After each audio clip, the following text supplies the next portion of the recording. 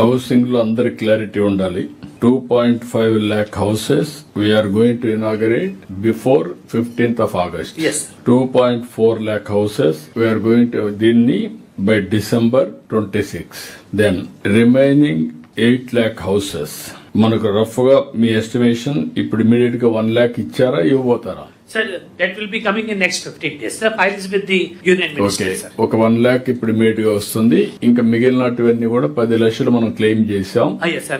About 9 lakhs are eligible, sir. 9 lakhs are eligible out of those 10 lakhs. Sir. So another 8 lakhs we will be getting, sir. 8 లక్షలు వస్తుంది. Yes. 8 plus 1 9 లక్షలు. Plus, sir, urban లో ఇంకా 1 లక్ష వస్తాయి, sir. Urban లో ఇంకా 1 lakh will come, sir.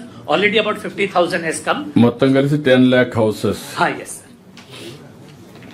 ఇప్పుడు మీరు గుర్తుపెట్టుకోవాల్సిన 10 ఇప్పుడు కట్టేటి కాకుండా ఇప్పుడు ఇనాగరేట్ చేసే 8.9 దగ్గర కంప్లీట్ చేస్తే 8.88 ఇంకో 10 lakh houses. As and when we are getting allocation ఇస్తాను you have to complete. This is 27 end కు మీరు కంప్లీట్ చేసేగా ప్రోగ్రామ్ పెట్టుకోవాలి. That is the programme, not financial year, calendar year. 1 year 6 months time ఉంటుంది. Will keep that time. ఎక్కడ కూడా spill over ఉండడానికి వీలు లేదు. దిస్ ఇస్ వన్ ఇన్స్ట్రక్షన్స్ అందరికి.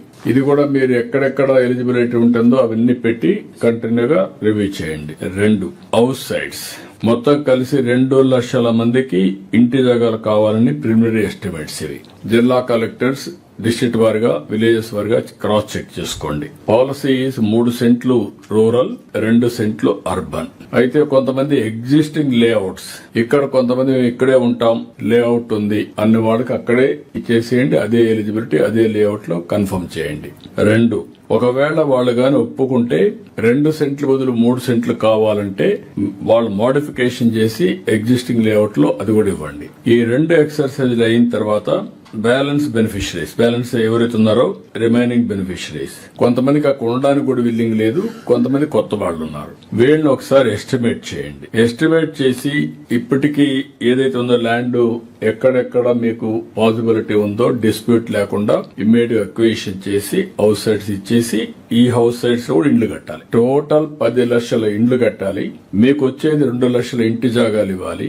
ఇవన్నీ కూడా ఉండేటన్ని అడ్జస్ట్ చేసిన తర్వాత ఎలిజిబుల్ అటు ఇటు 10,000 20,000 ఉన్నా మీరు కన్సిడరేషన్ తీసుకుంటారు. స్టాచ్యురేషన్ మోడ్కి వెళ్తున్నాం, 100% ఇస్తున్నాం. 2 రెగ్యులరైజేషన్.